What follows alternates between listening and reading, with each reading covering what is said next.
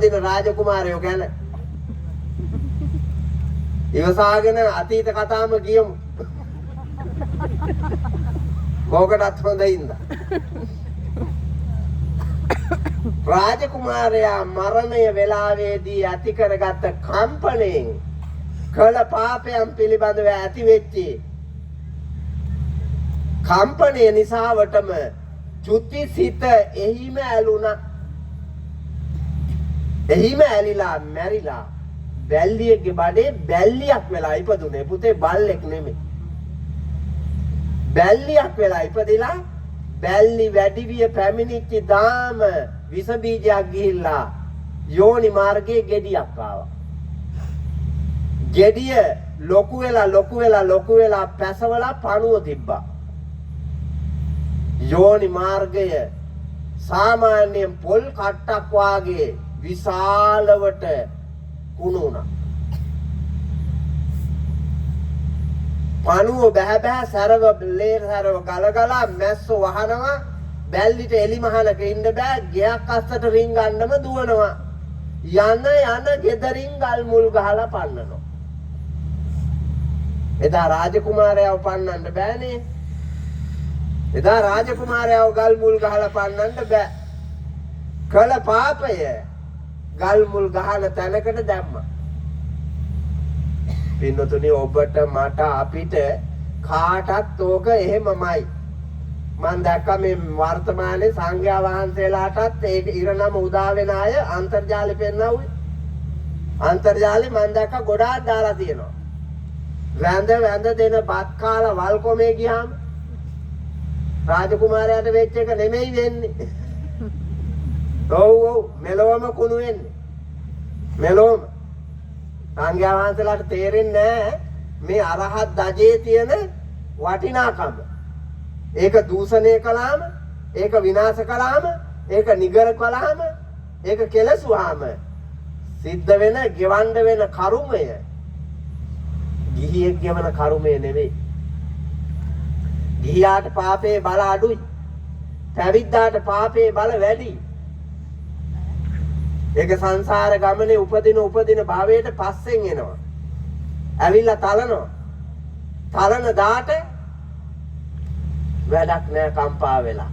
කරන කලට පව් මීරිය මිසේ විඳින කලට දුක් දැඩි වෙයි ගිනිසේ හැඳින මේ පව් දුරාලන උපදේසේ නුදුන මනවි තුන් දොර අවකාසේ. පින්නතු විඳවන දාට කම්පණය වෙලා වැඩක් නැහැ. විඳවන දාට අවබෝධ කරගත්තට වැඩක් නැහැ. එතකොට ඉවරයිනේ, පෙරදිලානේ. ඊට කලින් දුර තියා දැකලා සම්මා දිට්ඨිය උපදවාගෙන පාපය කෙරෙහි ලැජ්ජාව බය ඇති කරගෙන පාපයෙන් අත මිදෙන්න ඕනේ. පවට ලැජ්ජ වෙන්න ඕනේ, පවට බය වෙන්න ඕනේ. ඒක බුද්ධියෙන් දකින්න පුළුවන්. මෝඩයට ලැජ්ජ හිතෙන්නේ නැහැ, බය හිතෙන්නේ නැහැ. ප්‍රීතියෙන් පව් වැඩ කරනවා. බලන්නකො අරක්කු බොන අය පාටියක අඬා බොනවා. දුකේ බෑගේ. අර පොඩි එකෙක් දවසක් කිව්වලු කරේ රෑම. ගෑණි කුස්සියට වෙලා බයිනවලු අරු බොනවා කියලා. මිනිහා බොනවා කියලා ගෑණි කුස්සියේ ඉඳලා බයිනවලු. පොඩි එකා ආවලු කොල්ලා. ඇවිල්ලා අම්මට කියනවලු, අම්මේ තාත්තට බයින්න එපා අම්මා. කියනකොටම බෙල්ලෙන් අල්ලගත්තලු.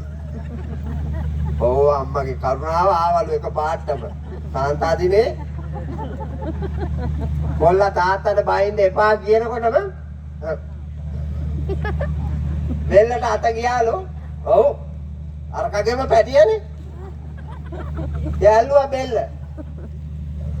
අම්මා මං ඇත්ත කියන්නේ තාත්තා කැමැත්තෙන් නෙමෙයි අම්මා පිව්වේ.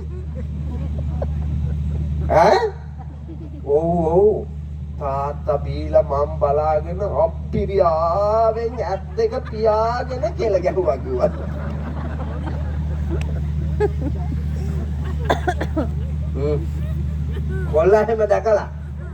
කොල්ලා හැම දැකලා මේක හැම දැක්කේ නෑ. මේක දැක්කේ ලෝකයේ තියෙන අමූර්තය වාගේ. මේ දෙබරැල්ලේ මෙහෙම කාලකන්නියෝ නැද්ද? ඈ මේ දෙබරැල්ලේ නැද්ද බලාපල්ලා දැන් ගොයන් කපනවා. කාටු වැදිච්චි ගමන් දෙබරැල්ලේ උන්ට පිස්සු වාගේ. දෙබරැල්ලේ උන්ට පිස්සු වාගේ හැදෙනවා. එහෙම උම්මත්තකේ පිරිසක් මේ වයෝවෘද අම්මලාම වදාපු තෝයේ ඉන්නවා. ඔය ඉන්නනේ දුපාසක අම්මලා ටික. හොඳට බලන්න වදාපු උන් අතරේ මම මේ කියන උම්මත්තකයෝ නැද්ද? ඉන්නව නේද? ඔය දෙතනේ කිරි බීව්වේ. ඔය ගත ලේ කරලයි කිරි දුන්නේ. ඔය දෑත දෙපය වෙහෙසවලයි මේකට දිරිය වැඩෙන්න කණ්ඩ බොන්න තැම්බුවේ. ඒකට දුන්නේ නැත්තේ මොකද්ද? ඕ අද සිල් ගත්තට මෙවුන්දලා ඒකට දුන්නේ මනුස්සකම. ඒකට දුන්නේ ආගම දහම. ඒකට දුන්නේ නෑ ලැජ්ජා බය පව ඉදිරියේ. එහෙම දුන්නා නම් අද අම්මා නින්දා විඳින්නේ. ඒ කාලකන්‍යාව හදලා මේ ලෝකෙන් තියලා අම්මා නින්දා විඳින්නේ. ඌ ගත්ත ගෑණි අම්මට කී වතාවක් බයිනෝ ඇද්ද? මහා එකීට එන ගහලා මෙන් අදලා ඉන්නේ ඌ. ඔව් අරුට නෙමෙයි බයින්නේ මහා එකීට බයින්නේ. පාරේ දකින මිනිස්සු කොච්චර බයිනවද? බයින පදේ මට මතක් වෙනවනේ. එහෙම එකෙක් දැක්කාම බයින පදේ මගේ හිතට එනවා. ඒ පදේ ඔබ දන්නවා. අම්මාවරු වගකීම අතෑරියාට ලෝකයේ වෙනුවෙන් යුතුයකම අතෑරියාට අද කාන්තා දිනේ බලන්නකෝ ඔබට තියෙන භූමිකාවේ ලස්සන වටිනාකම මුළු ලෝකයක් වඳින භූමිකාවක් තියෙන්නේ. gedara budun අම්මා තුනුරුවනේ හාමුදුරුවන්ටවත් හම්බෙලා නැහැනේ gedara budun. පන්සලේ බුදුන් කියන්න තිබ්බේ නැද්ද? නෑ. හම්බුන්නේ. හැබැයි අම්මට දීලා තියෙනවා gedara budun. ඇයි? gedara පාපයෙන් අතමුදවන්න ඉන්න උත්තමාවිය. gedara නිවනට ගෙනියන්න ඉන්න උත්තමාවිය. gedara කෙලස් මරන්න ඉන්න උත්තමාවිය.